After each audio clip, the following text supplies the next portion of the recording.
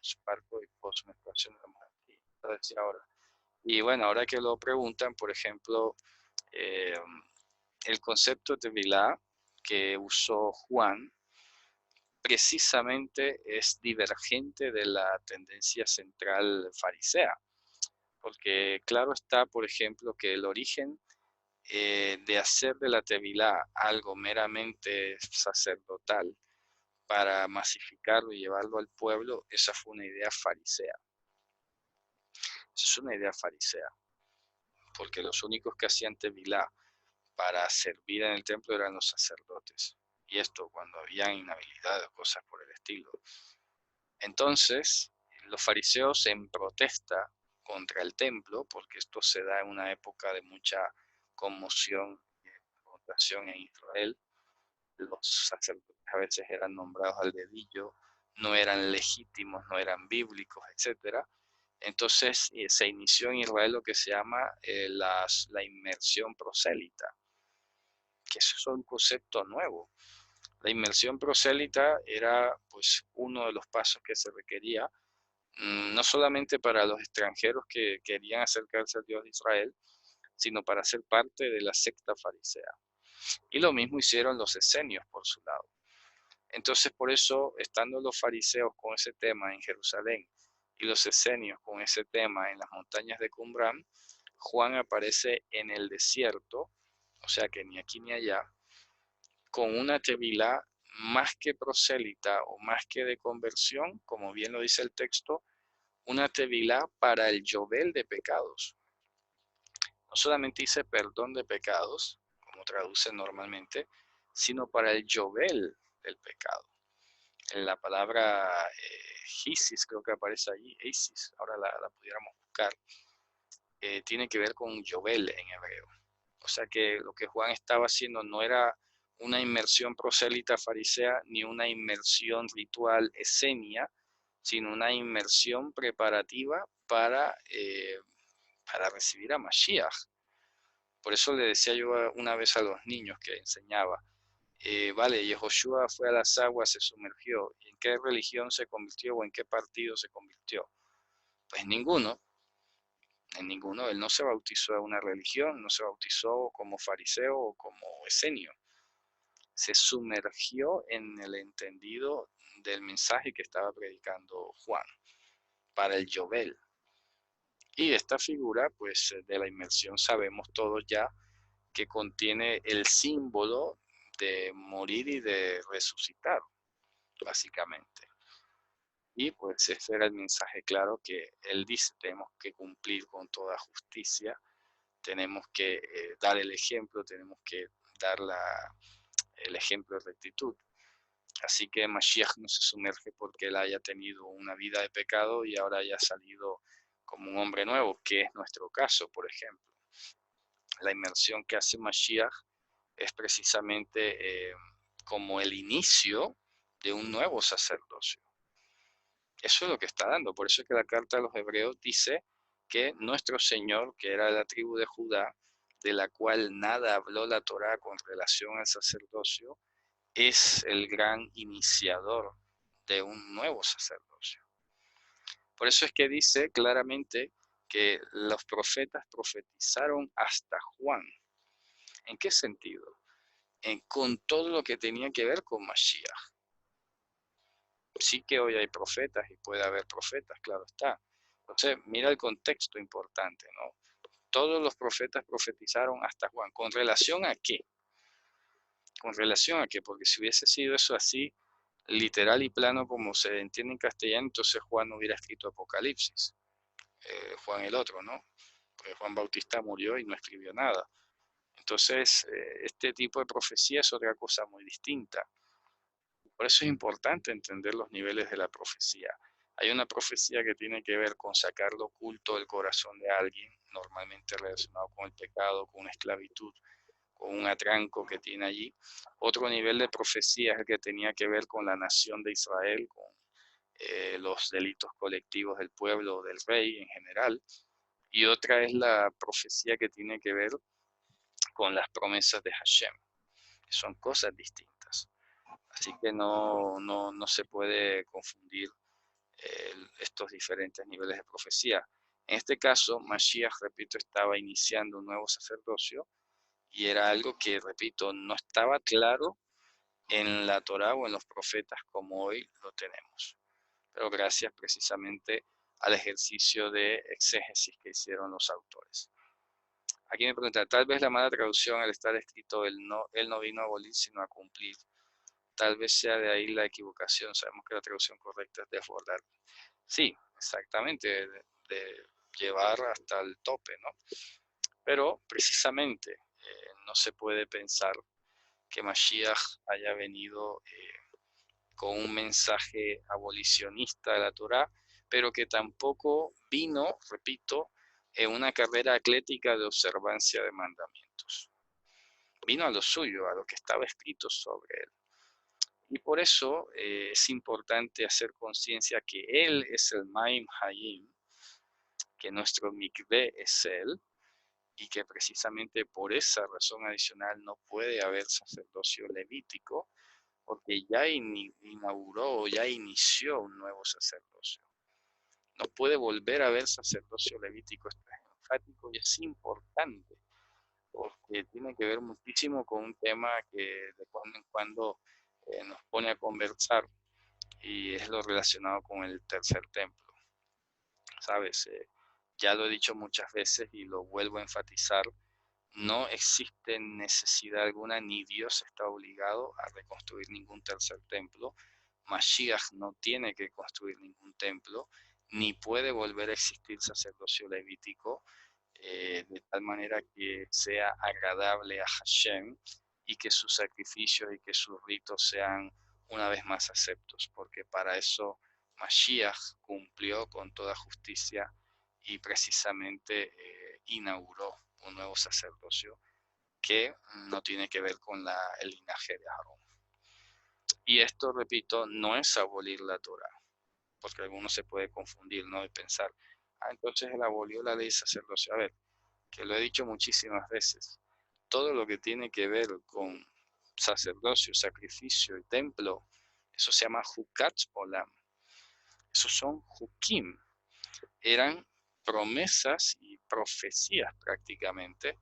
Por ejemplo, Pesach, esto de no quebrarle la pata al cordero o al chivo, era una profecía acerca de Mashiach.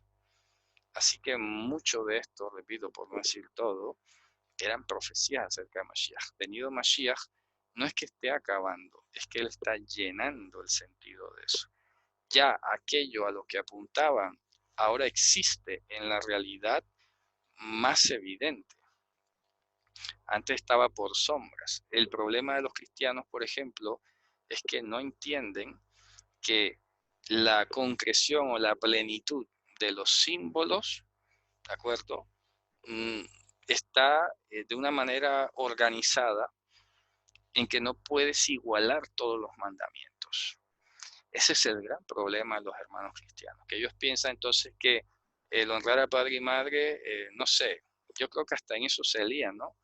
Porque si tú vas a equiparar los sacrificios, el sacerdocio o lo del templo con cualquier otro mandamiento, no te va a cuadrar. Porque si tú mismo dices que todos los mandamientos son iguales y anulas los sacrificios, entonces también tienes que anular el honrar a padre y madre o anular el no mentir y etcétera, etcétera, etcétera. Pero ahí se produce una contradicción que ellos no logran explicar, ¿ya? Y les queda muy fácil simplemente decir que Jesús cumplió la ley o que simplemente Jesús ya lo realizó todo, que ya vino la luz, que ya no hay necesidad de símbolo. Resulta que no se dan cuenta que no todas las cosas fueron símbolos, que no todas las cosas fueron profecías acerca de Mashiach, que no todas las cosas fueron Hukim, como estamos hablando. En algún otro momento creo que voy a volver a hacer esa comparación de lo que se llama Hok, porque eso es un texto que escribí a mano y no lo he transcrito para compartirlo, pero hice un estudio, ¿no? ¿Cómo se dice? Exhaustivo acerca del uso de la palabra Hok o Juká en hebreo, para que nos demos cuenta qué cosas son Juká y qué cosas no son Juká. Cuando entendamos lo que se llama Hok o Juká en la Torá, podremos entender por qué unas cosas sí siguen vigentes y por qué las otras no, de la manera como se hacían antes. Sin que, insisto, sin que la falta de practicidad tenga que ver con el valor. Son cuestiones y conceptos muy sencillos, pero que, bueno, a falta de práctica, de repente no todos logran asimilar. Pero voy a dar un pequeño ejemplo. Por ejemplo, la mitzvah de la circuncisión no habla o no versa en su esencia con relación a Mashiach. No tiene que ver su esencia con eso. Que cualquiera puede decir, sí, pero la circuncisión del corazón sí, pero no tiene que ver con Mashiach. ¿De acuerdo? Porque a pesar de que los profetas dijeron circuncidar, de hecho Moshe lo dijo, circuncidará el Señor tu Dios tu corazón, eso estaba esperando a ver cómo se iba a entender. Y sin embargo, Mashiach mismo es circuncidado al octavo día y Pablo siguió pues circuncidando después y no tuvo inconveniente con esto. Entonces esto es un ejemplo de cómo esa mitzvah en su esencia no queda eclipsada por la realidad que ha revelado Mashiach. En cambio, no podemos decir lo mismo de una mitzvah un hok acerca del sacrificio, porque evidentemente la carta a los hebreos, por ejemplo, señala que ha quitado aquello y ha puesto esto otro. ¿Por qué? Porque aquello era temporal, tenía la denominación de Hok Olam o Jukat Olam. Esto es una normativa de tiempo escondido, cosa que no se dijo de los otros mandamientos como el Shabbat, como la fiesta o las citas que él ha dispuesto, etcétera, etcétera. Entonces hay que hacer esa perspectiva o ese análisis gráfico de qué seamos Hok y qué no seamos Hok para que entendamos el papel fundamental que ha hecho Mashiach en la perspectiva de los mandamientos. Y eso es importante que lo hagamos nosotros inclusive, porque yo sé que hay muchos de entre nosotros que todavía no lo tienen. Y si no lo tenemos claro nosotros, pues menos lo va a tener un hermano cristiano. Entonces va a ser muy fácil decir, los cristianos no guardan Torah. No, es que a veces no es que no entienden cuál es el menudo y por qué este sí y por qué este no. Es importante, ¿no? Es muy fácil sacar la vara y decir, es que ellos no guardan Torah. No, es que de pronto no la han entendido. Seguro si te tomas el trabajo y la explicas, puede ser que lo entiendan. Me ha pasado, ¿eh? He hablado con personas, les he explicado la situación y han empezado a hacerlo. Pero si tú le dices simplemente que está mal porque no guardan, puede ser que estás viendo la cosa muy mal, ¿no? Vamos a ver qué dice aquí el comentario. De Hechos 19:4, vamos a ver. Dijo Pablo, Juan bautizó con bautismo de arrepentimiento, diciendo al pueblo que creyese en aquel que vendría después de él, esto es en Yahushua HaMashiach. Shaul en Éfeso preguntó a 12 discípulos en qué fueron bautizados, dijeron el bautismo de Juan. Pero luego de aclararles para qué era el bautismo de Juan, volvieron a bautizarse en nombre de Yahushua, se habían bautizado sin conocimiento de lo que implicaba. La pregunta sobre si es mejor volver a bautizar correcto, y si no hay en él, haría más creyentes como nosotros si pueden hacer tevilas solos. Vale, todo esto de volverse a bautizar no le veo sentido. Y eso se lo expliqué a alguien hace poco, sí, que me lo preguntó. Yo tenía las ganas de volverse a sumergir. Bueno, mira, necesidad que lo hagas de nuevo, no. Que yo no me meto si lo quieres volver a hacer porque es un deseo interno tuyo, bueno, yo no soy nadie para impedir que hagas o no hagas, ¿no? Pero que exista una necesidad, una demanda bíblica o imperativa, no existe. Y esto de que si se pueden hacer tevilá solos, bueno, no sé, yo creo que es importante al menos reunir un par de testigos, ¿no? Por 2 o 3 testigos conste todo asunto, porque si no así todo el mundo comienza a bautizarse y ya está en su casa y no nos congregamos ni nada. Hay que buscar siempre, ¿no? Importante, inclusive en el judaísmo, cuando alguien se va a convertir, le ponen delante 10 testigos para que quede constancia, ¿no? De que ha hecho una inmersión prosélita y todo lo demás. Así que, por ejemplo, me acuerdo aquí el caso de Felipe. Felipe, Dios le mandó a que acompañase el eunuco para que el eunuco no se bautizara solo. Siempre tiene que haber como un testigo, ¿no? Yo creo que es importante eso sin perjuicio de la diligencia de buscar una congregación. Es que no podemos ponernos tampoco sectarios, ¿no? De que entonces yo no me bautizo con cristianos porque, no sé, hay que revisar muy bien, ¿no? Porque tenemos que distinguir entre lo que es la doctrina de lo que es el acto espiritual. Son dos cosas distintas. Vamos a las aguas, por ejemplo, si fuera mi caso, yo me ubico, supongamos que yo me quiero sumergir y dar testimonio público, mi testimonio público de conversión no tiene nada que ver con lo que crea en ese lugar. Lo que pasa es que los seres humanos, las personas complican las cosas. Porque ¿qué pasa? Que entonces en las iglesias te dan a entender como que si te bautizas con ellos, te debes a ellos. Y eso no tiene nada que ver. La inmersión debería ser un servicio público, por decirlo así, de todas las iglesias, sin importar que la persona al día siguiente se vaya para otra ciudad o para otra comunidad, como le pasó al eunuco con Felipe. Felipe fue allí, lo sumergió y Felipe no le dijo, ven, que te tienes que ir con nosotros a Jerusalén porque ahora eres nuestro discípulo. No, no, lo bautizó y él se fue. No, pero esto de amarrar el bautismo con pertenecer a una colectividad, a una iglesia, es un error tremendo. Tú tienes que acompañar a las aguas a la gente indistintamente de si está de acuerdo con todo lo que tú crees o si se va para otra comunidad.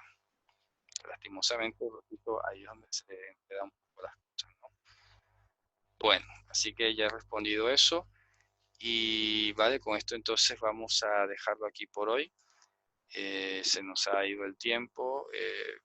Y bueno, hemos llegado a la mitzvah número 110, pero mira todo lo que implica comentar, ¿no? Para ir aclarando y separando el trigo de la paja o de la cizaña, ¿no? Entre lo rabínico, lo bíblico, que pueden utilizar el mismo concepto, como lo hemos visto ahora, mikveh, pero una cosa es el mikveh natural y otra cosa es el mikveh en el fariseísmo o el mundo rabínico. Son dos cosas distintas, pero es la misma palabra. Por eso es importante buscar el término y hacer la comparación. Y eso es lo que, con el favor de Hashem, voy a hacer la próxima, que es el próximo viernes cuando enseñe lo de Juan, Dios mediante, sería comparar los requisitos bíblicos de Mashiach versus los requisitos rabínicos que han impuesto con los siglos, ¿no? Son cosas diferentes. Bueno, Javerim, entonces nos vemos la próxima, que tengan un Shabbat lleno de Shalom. Leitraot.